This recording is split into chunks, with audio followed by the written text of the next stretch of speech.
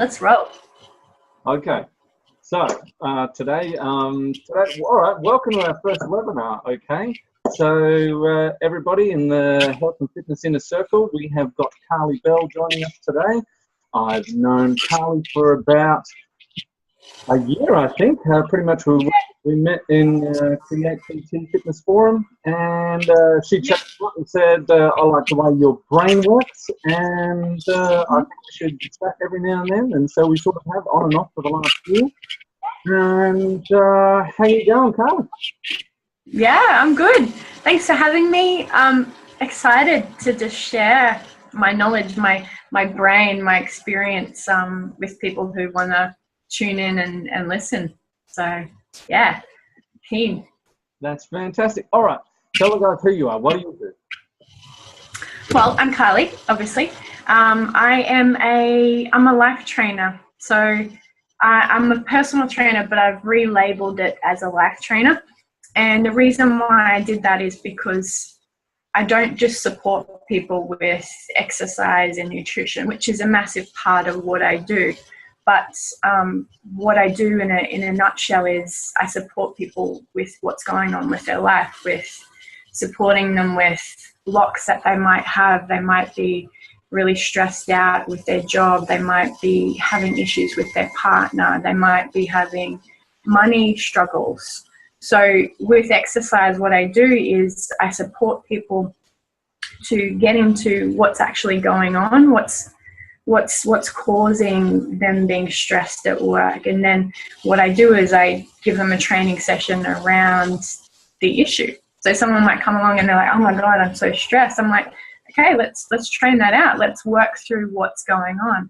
And I know in the industry of personal training, we don't always focus on the person and the emotional stuff that's going on with that person. So in a nutshell, that's what I do as a life trainer. It's different, but it's holistic. It's everything. So yeah, that's me. Okay, because we're always taught as a personal trainer, it's sort of pretty much diet and exercise. So you're taking it to the next level and bringing the whole mindset concept into it. Yeah. All right. Yeah. So, all right. So, how did you start? Right. How did you get to where you are now? So it's not like did you just wake up one day you wanted to be a PT, or did? No. Well, a big journey. Like I left high school and I didn't really know what I wanted to do. I got told that I had a learning disability while I was in school, and then I ended up working at this place called Red Cross Disability Services.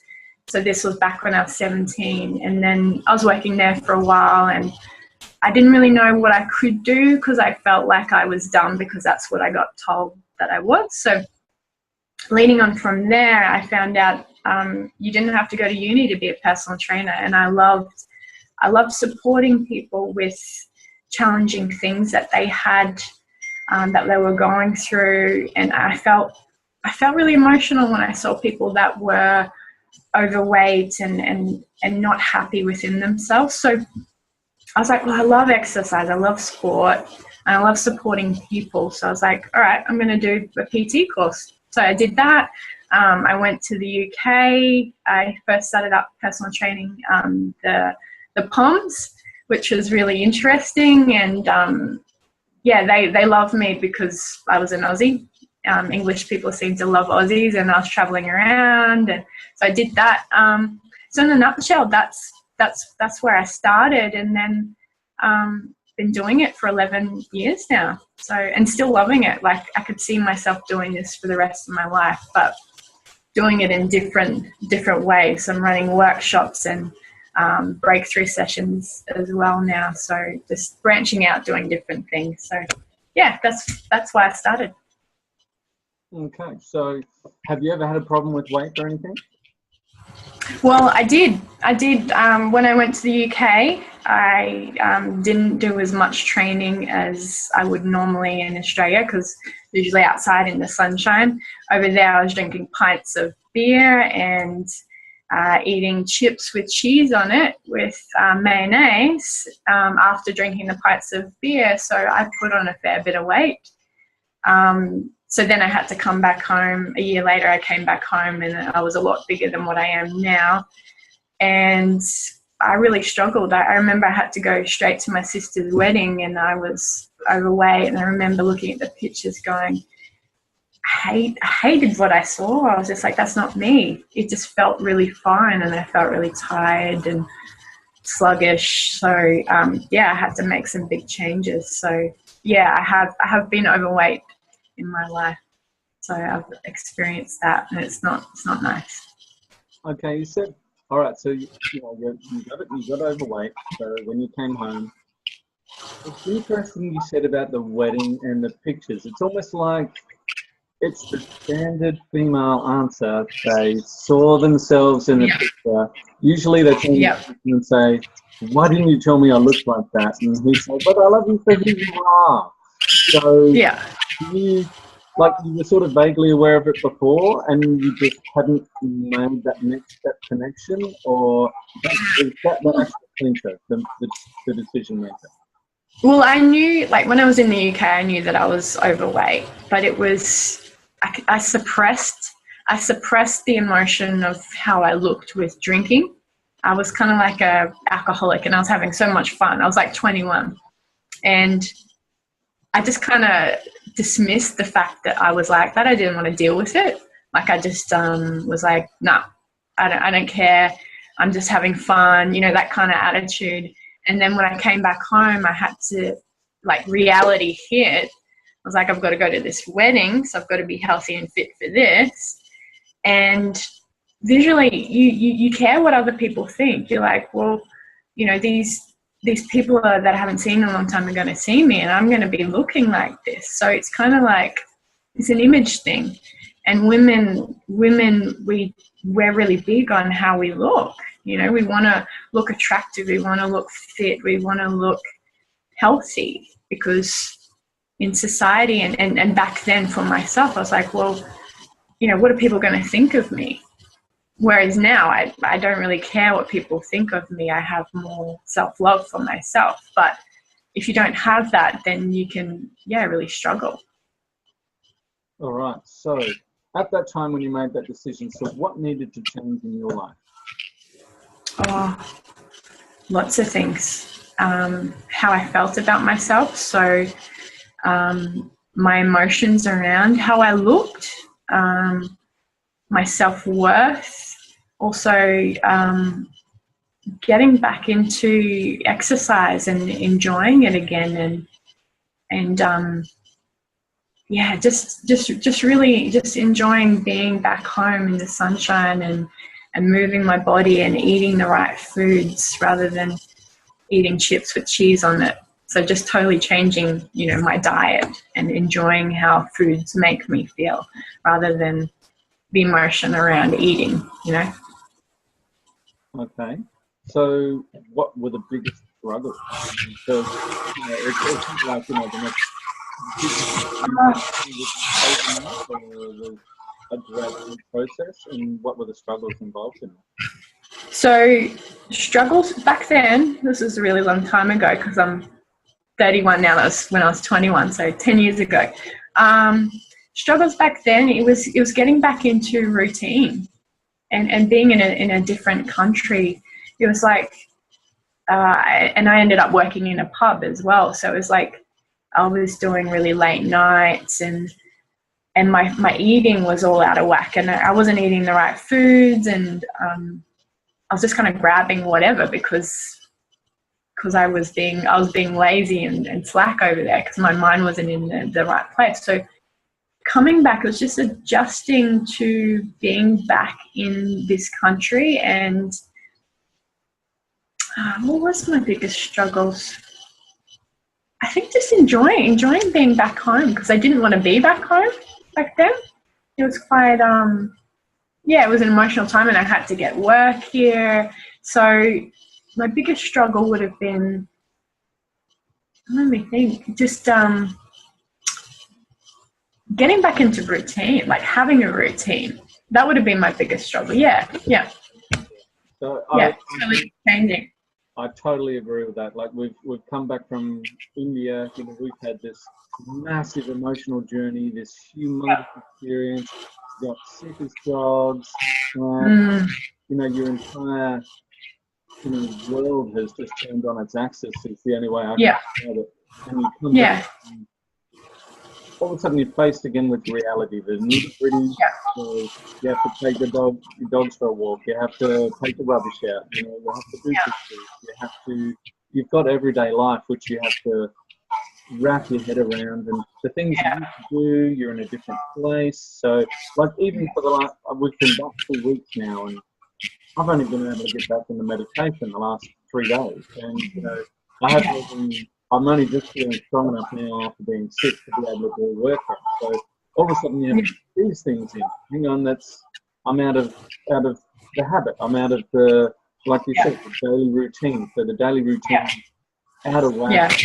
So instead of being up, you know, you do your workout, you do your meditation, you have your smoothie, drink, you know, and all of a sudden it's almost like you're all over the stuff. And I find emotionally it's a bit of a hit because you feel bad because hang on, how come I can't do this? I used to do this all the time.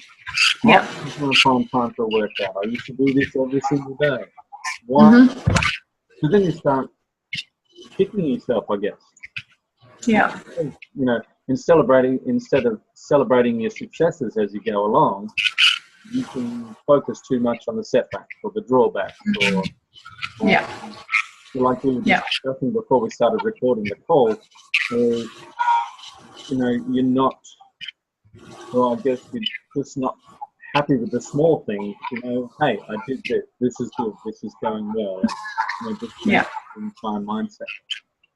All right. So what were the particular things? Like one thing I've found is I've immediately gone back to the diary and sort of journaling. Okay, what do I want to get done today? And, you know, putting a huge tick next to it. And okay, I've done some work on Facebook today. Huge tick on it. So I found, you know, actually writing down what I want my routine to be. You know, we all know that we're going to have the entire job to come to the end of the day. But however, it's now down on paper. We now have the rest. So what were the things that actually made you successful to become back on track with your health and fitness? Yeah, well, a lot of things that I do similar to you. In the morning, get up, meditate. That'll be the first thing that I do, even if it's just 10 minutes at 4 a.m. in the morning. That just clears my head so I can go, all right, what do I need to do today for me? And my biggest priority, because my top value is health, is to think about, okay, what does my body need? What do I need to have lots of energy to do what I'm really passionate about? So I'll start to write down after my meditation, same as you, I'll go, okay, what are all the things that I want to do in my day? So I can have that within myself, that health, that energy. So I'll do that. I'll write down my things. I'll drink 1 liter of water first thing straight up before I eat any food. So that starts my digestive system, gets everything going. And also you find after you've had, 8 hours sleep, you find first thing in the morning you're a bit dehydrated. So that just helps me to have more hydration through my body, and everything's it's like a kickstart. So that's what I do as well. Make sure I book in my training for myself. So whether that's I train for 15 minutes or half an hour, doesn't matter, as long as I'm moving my body, even if it's just a walk. So that's part of, all those things are part of what I do for my health. And then I have separate things as well that I write down business-wise that I need to do for my business and also for my growth as well. So I read in the mornings as well. I read a bit of a book, maybe a page or two. So I'm getting knowledge into my mind, or I listen to a podcast because I'm a mobile trainer. I drive around all the time. I'm taking in audio books, podcasts. I'm learning things all the time. So and another big thing I tell my clients to do is education. Like if you're not educating yourself on your, what you're putting into your body. So say you eat spinach every day, but you have no idea why you eat spinach, or why is it good for you. You need to understand these things. And the more people educate themselves on health, the more they're going to be focused on it, and then they're going to do it more often because it's constantly in their head. Same as when I'm listening to podcasts. I'm learning things, so I do those things because it's like a little reminder. So yeah, in a nutshell, that's my advice. That's what I do. If it relates to anyone else that wants to try it, it works for me. Okay. So yeah. You said, as you do, what can I do for me today? I'm starting off today for me, and some people would say that's selfish, and what would you say? Like, there's going to be a few young mummies, watching the podcast, so they're watching the webinar, and they're going to be sitting there immediately. You know yourself after all these years. It's just like, well, I've got 3 children. I've got a big life. I've got to get them to school. I've got my husband. I've got other people who rely on me, my mother, my grandmom, my parents. How can you sort of explain to them that it is not actually selfish to set up something for you? Yeah, well, I guess if you're a mum, or if you're someone where you have so many things going on in your life, you could be an entrepreneur, you have many businesses, you have to focus on yourself. And especially if you have kids, if you're constantly focusing on your kids, you're giving all your attention to your kids, and there's no time for you're going to lose yourself as a person. You're going to become just a mum, nothing else. And you're going to start to resent your kids. You're going to start to resent your partner. If you lose yourself, then you're not going to be happy. And then if you're not happy, how can you give anything to your kids? So whether it's 10 minutes or it's half an hour, you need to find that time for yourself. And you can find that time, and I've heard, I'm not a mum yet, but I have a lot of close friends that are mums, and I know that they find that time for themselves, whether it's you have to invest in a babysitter once a week. You have to do it. Otherwise you lose yourself. And then if you lose yourself, you lose love for yourself, which is the most important thing, to have happiness in your life. And that's why we train, that's why we exercise, that's why we be healthy. The end result is happiness. So my advice would be is have balance.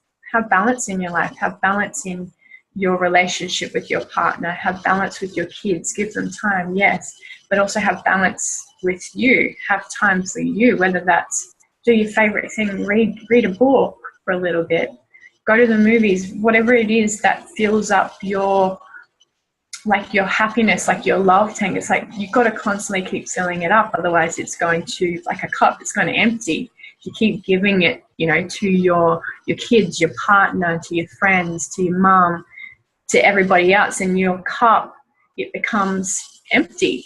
And then, what's left for you? You become empty.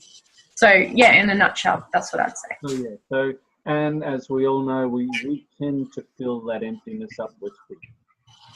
And it's interesting, like you say, they lose themselves. And I can pretty much say that every major female client I've had who has been, say they hit their 30s, 40s, that's the biggest thing. They didn't wake up fat. They didn't wake up, I want to exercise and be perfect.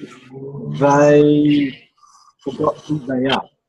They've lost with the girl they used to be. They remember being that girl. They remember being the girl who people would open the door for or look out and glance at as they walk past. And all of a sudden they just became mum. They just became wife, the other. She's no longer a person. She's no longer Michelle. She's no longer, Hannah. So she's no longer her own person. Yeah. So basically, taking that little bit of time out, even if it's 5 minutes, to be who you want you to be. Yeah. So that's on a scale of 1 to 10. How important is it? Oh, 10. It's essential for everybody. So for 10. So one thing every day. Yeah. Selfishly. For you. So, and, yeah. you know, as everyone says, it's like the airplane. I mean, we saw so many airplane ads where put the mask on yourself first, because if you're unconscious, you can't save anybody around you. Yeah, that's right. You got it. So basically, getting your daily routine, that helped you to be successful. So yes. things like that. All right. So how about now? So that was 10 years ago. You had to get back in the swing of things. You had to get back into a daily routine. So you gradually changed. And so let's take it present day. What health and fitness habits do you do every single day which keep you in the proper place? So nutrition, workouts, mindset. What do you do every single day? Well, kind of what I just said to you was the now. Back then, I can't even remember what I did back then. It was so long ago.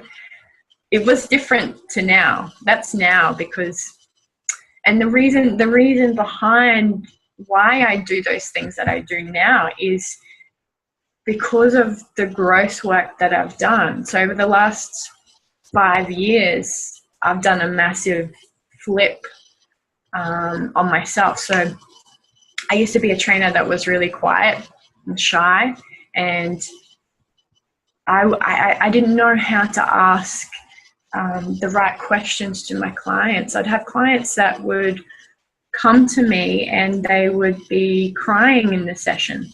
And I was like, what do I do with these clients? Like, all I know is how to give them a push-up and a burpee, and, you know, I can give them an exercise, and I know how to, you know, write a diet for them, like give them the right food. But I was like, no, I didn't know what to do. And then I asked the question, I'm like, how do I figure this out? And then I ended up working for this incredible studio. It was called Emotion Fitness back then. And I got this job, and the people there, they were life coaches, and they knew how to get into the emotional stuff behind what, you know, why these people were coming to me and they were crying, how to ask those questions. So I had the pleasure of working with these people, and then they showed me some personal development courses to go and do to learn more about me.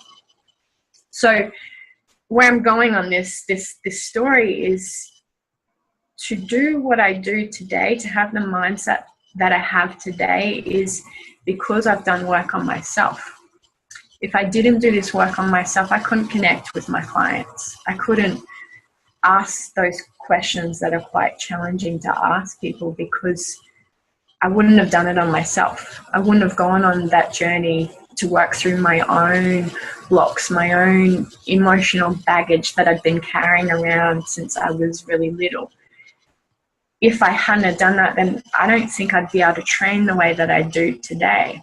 So my advice is everybody needs to do growth work, whatever shape form that is. It could be you go do a yoga retreat. It could be you go do a personal development course. It could be you read books on growth. It could be you have a life coach or a mentor or someone that supports you to work through things. But if you have emotional blocks, things that are holding you back, like you train and you constantly saying, you're doing push-ups and you constantly say, I can't do it, and you stop. That's a massive block that could have come from somewhere. It could have been your dad saying, you can't do that, you're not good enough. You know, whatever it is that is stopping you, it comes from somewhere. You've learnt it from somewhere. So my advice is that's what I do, and that's what I'm continuously doing. Even though I'm at a really good stage of growth, I constantly have more things that pop up, and I'm like, oh gosh, crap, you know, here's another thing that's stopping me. But I don't just sit in it. I go, all right, I need to work through this. I don't know what it is, so I need that support. So in a nutshell, that's my advice. Yeah. Okay. All right. So, all right, let's take this as a, lifetime professional. Would you tell your clients any different than what you are currently doing each day? Would you give them? Oh no, I would cater to each person. Like, not everybody's the same, and not everybody likes the same type of training. So I could go to a training session and tell someone, okay, today you're going to do 100 burpees. You'd have some people that love exercise that would be like, yeah, hell yeah, 100 burpees, that'd be great. If I accomplish that in a training session, that's success to me. But you'd have other people that would come along and they would go, shit, 100 burpees, like, there's no way I can do that. Like, they would feel so overwhelmed. So people are different. Every person that comes to you is different. So my advice to people that come and train with me is for them to be as open as they can be. So someone coming to a session and going, okay, today I'm feeling like this because I feel so overwhelmed at work. I need a session that's going to uplift me and work through, you know, whatever the stress is, rather than smash the crap out of me, you know?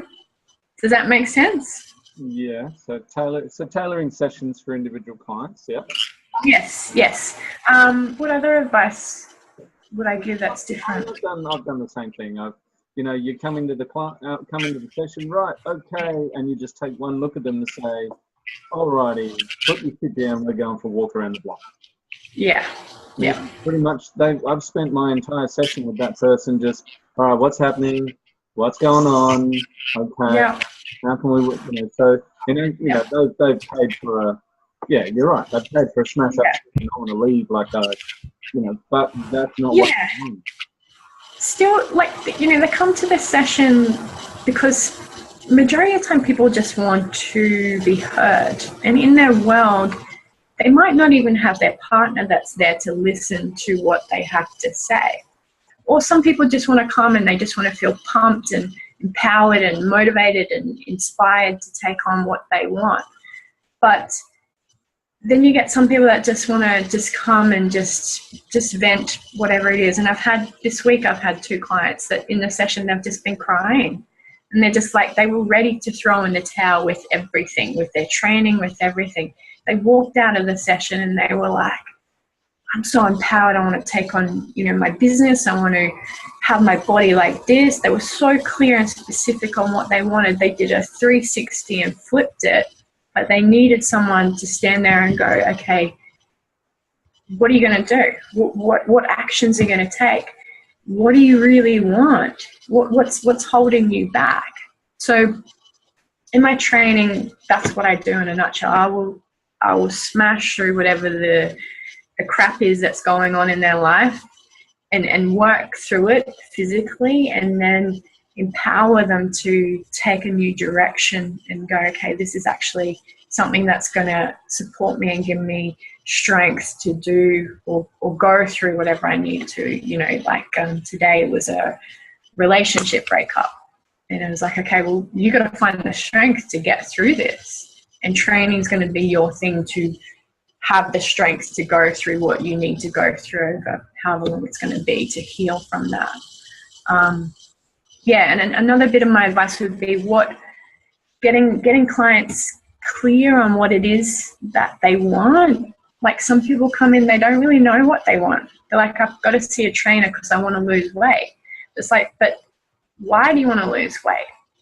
What is it that you really specifically want? So people getting super clear on what it is that they want with their body, with their life, what they want in their future.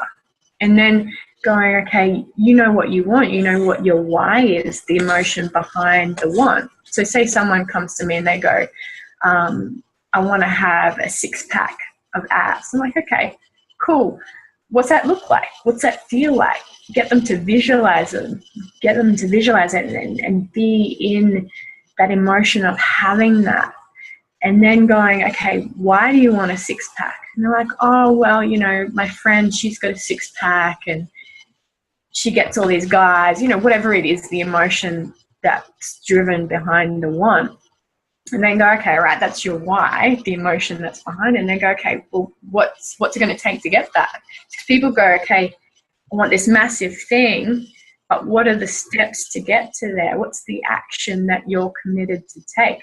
Do you really want this? Or is this just something you're saying you want, but you're not willing to put in the action that's going to take it?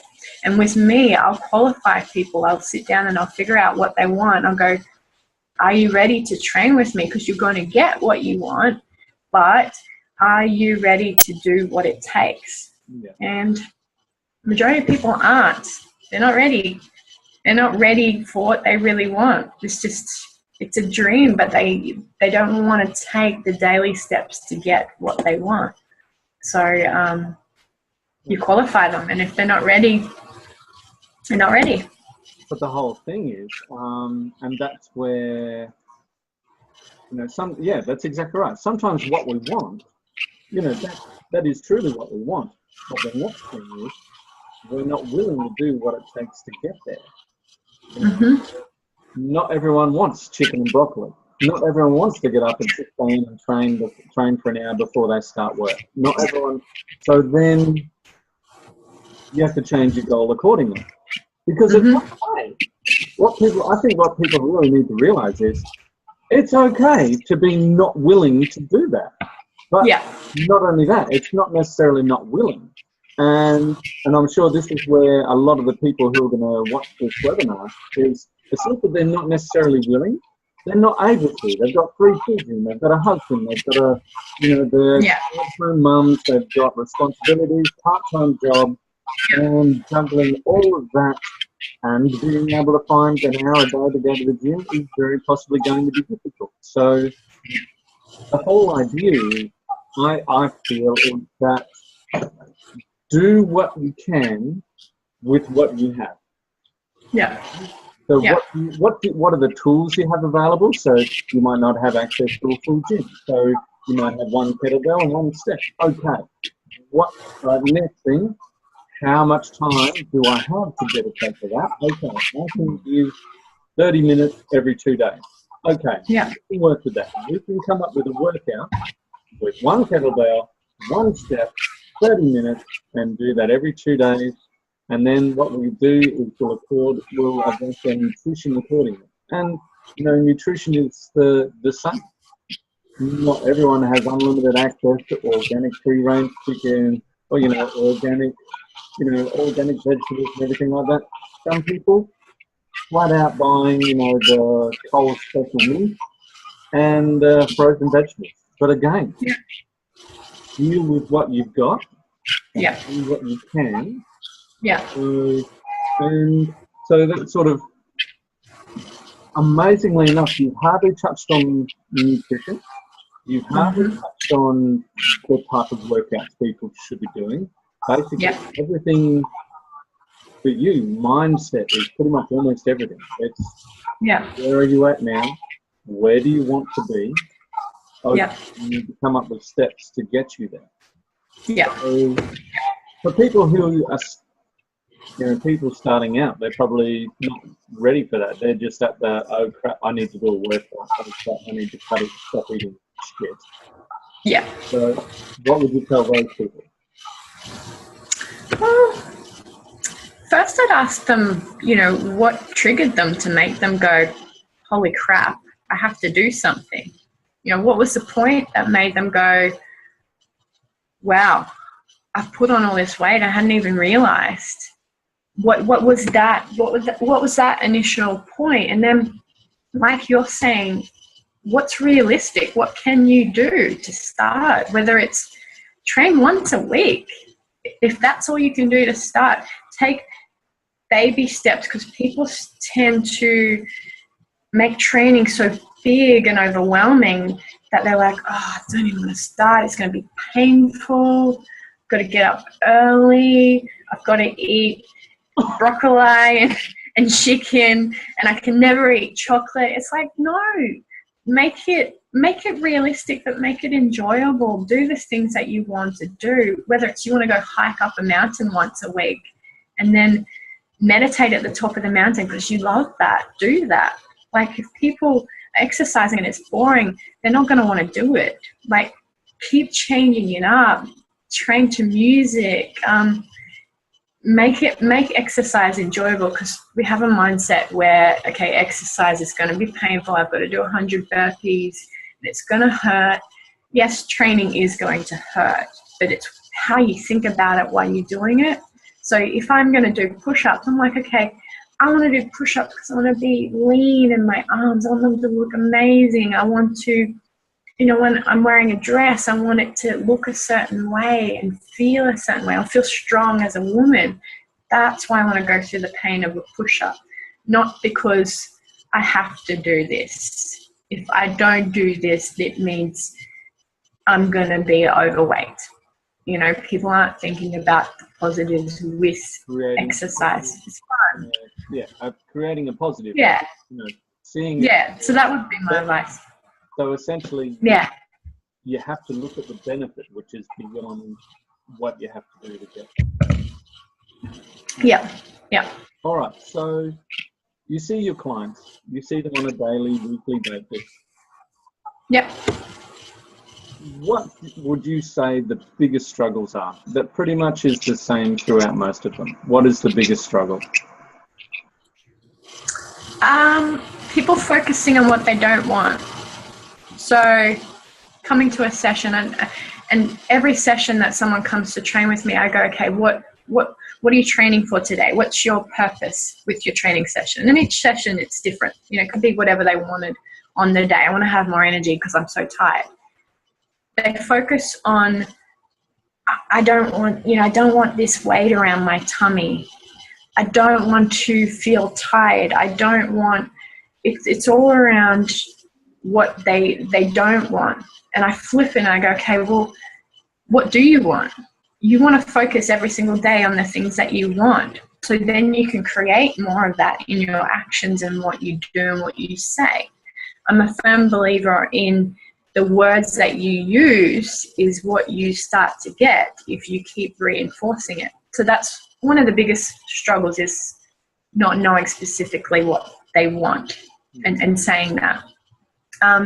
Second would be emotional eating is a huge thing. It's either emotional eating or it's drinking. I've got a lot of guys that like to have a drink after every day. You know, it's just a thing that they do. And the reason behind it is the emotional eating is caused from suppressing whatever they're feeling. So they'll turn to, oh, I'm going to have chocolate because I've had a really stressful day. The chocolate's going to make me feel good, or it's just going to make me feel nothing. The alcohol is the same thing. So that's a really, really big one. And I know food is a big focus for people that want to change their bodies. It's what they're putting into their bodies, but they don't stop and go, why am I doing this? Why am I doing this every single day? How do I stop this? I'm getting that. We're taking a pill, but the pill is chocolate. The pill is alcohol. Yeah. And people need to feel like, as humans, we're meant to feel emotion. We're meant to feel anger. We're meant to feel sadness. We're meant to feel excitement, happiness.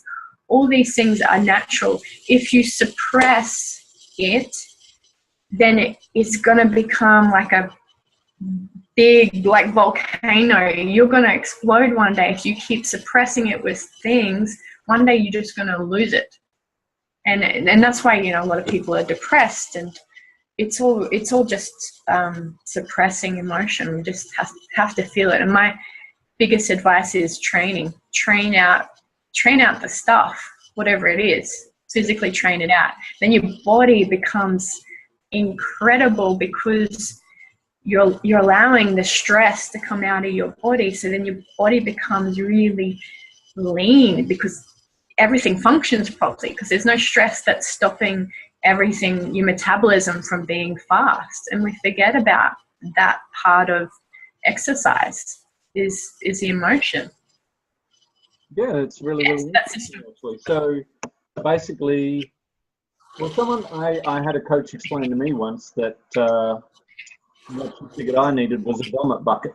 He called it a vomit bucket, so that Yeah. instead of like, when you get angry and it's just seething beneath the surface, so which means the first person who comes along who does something silly receives the benefit of your last few hours, which that's nothing about. So she recommended having a emotional or verbal vomit bucket, so you could just go rah, and just get all that anger, so that you can actually give that to the next person you see, or to your loved one, or to your spouse, your child. And so you saying, like, use training is the same thing. Just go there and try and use the energy that you actually focus on. Right. Yeah, like say I'll get someone to do a push-up, and I know they're raging with something, and like my client that broke up with her partner, and she's raging, like the anger around, the breakup. I'm like, right, get down, do push-ups. And then as she was doing the push-ups, got her swearing, screaming, like she was letting it out to the point where she physically couldn't push up anymore. She wasn't thinking about, I didn't give her any numbers. I said, just do the push-ups. And I was just going through it with her while she was doing it.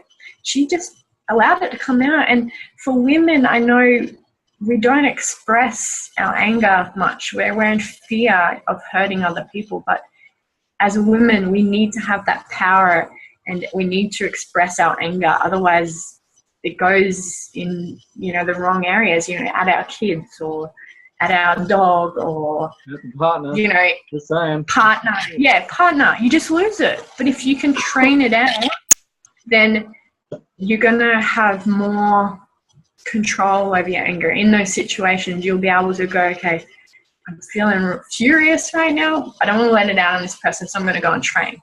Okay. And I'm going to have an incredible body because I do that. It's just learning a different way, Okay. So say someone's sitting at home, they're watching this for the first time, they're just making that decision.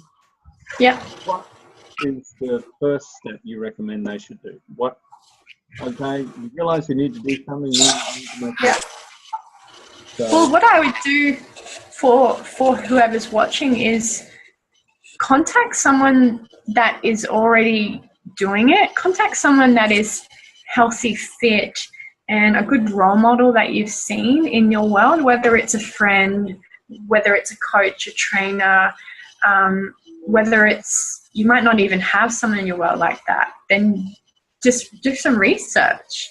Ask around, but you need a mentor of some shape or form, and say to that person, hey, I really want to make a change in my life. I hate where I'm at. I don't like it. Can you support me? And have a training buddy, or like I see a coach every week. Even though I'm a trainer, I still have a mentor that trains me and supports me through my own stuff. And I think everybody needs to have that. So that's what I do. Just look in your circle of people, whether it's on Facebook or I don't know, and contact someone, reach out. All right, so the people in the membership, it is a good thing to utilise the Facebook group and put in your struggles. Yeah. Put in your wins, your losses. Yeah. So, yeah. And be open, like just to own where you're at. Take ownership. This is what I've done to my body, and I don't want to do it anymore. Yep. Just be open, be vulnerable. And that in itself is just worthy of so much respect, because one thing I find is, and I would do this all the time, is that, even I've been training since I was 16 years old, I'm in my 40s, and I still feel uncomfortable taking my shirt off down the beach. Yeah. But what we need to realise is nobody else cares. They're all struggling with their own stuff. I don't want people to see me struggling. I'm a mother with 3 children. I don't want them to think that I'm freaking out, or I can't handle it, or I emotionally. At the end of the day, everyone's dealing with their own stuff. And, it may be what you're doing, but it's not who you are. Okay. So, all right. So what book would you recommend for people, whether it's personal development, weight loss, something that they could read to help them? Yeah, I was thinking about this. I haven't really recently read any kind of health and fitness books, but I'm very much into personal growth, and I know I've been reading Anthony Robbins', I think it's called Unleash the Power Within. I think, yeah. I believe in him 100%, and he talks about his health and fitness journey a lot in that book, and talks about. I'm going Sorry? in September, by the way, just saying. I want to go in September. I haven't seen him yet, but off the subject, but I had a former boss from 20 years ago contact me, and he just said he's in Anthony Robbins' VIP member group. Wow. He wants me to be his guest on the day. So high five, front row.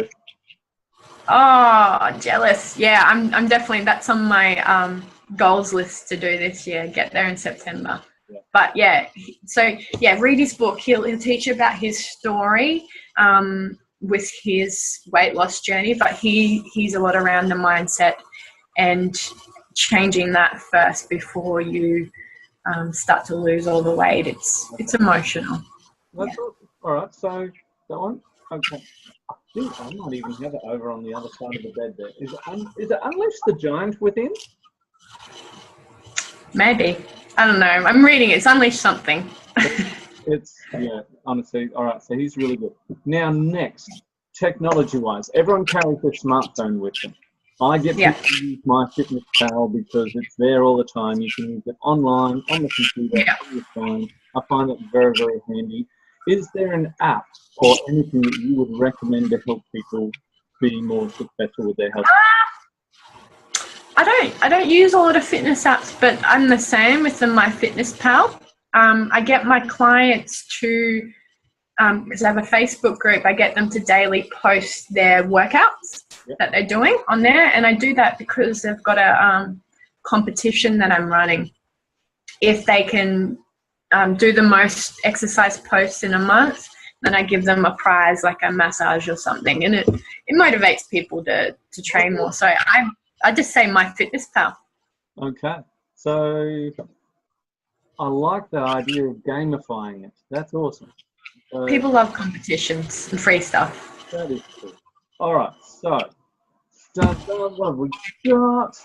Okay, so essentially, what's one piece of advice that you would give to people watching this webinar right now?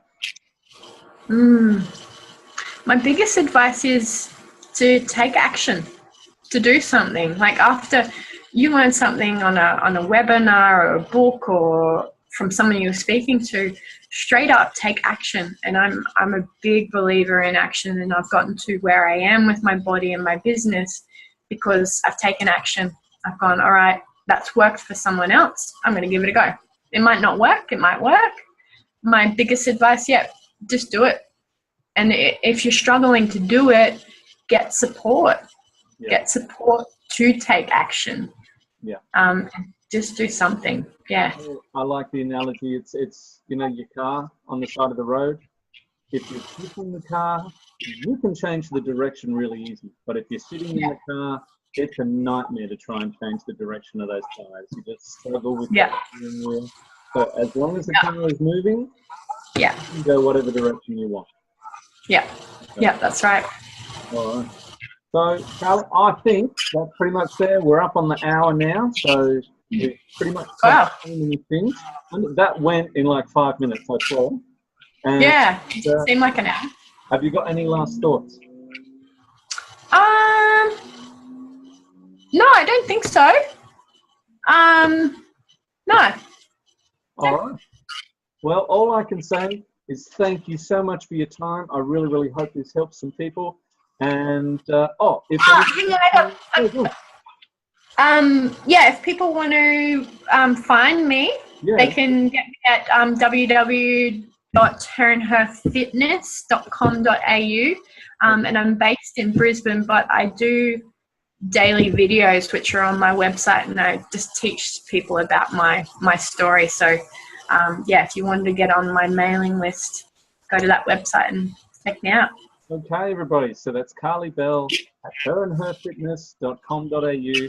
And yeah, so she's a really, really good lady. She's really smart.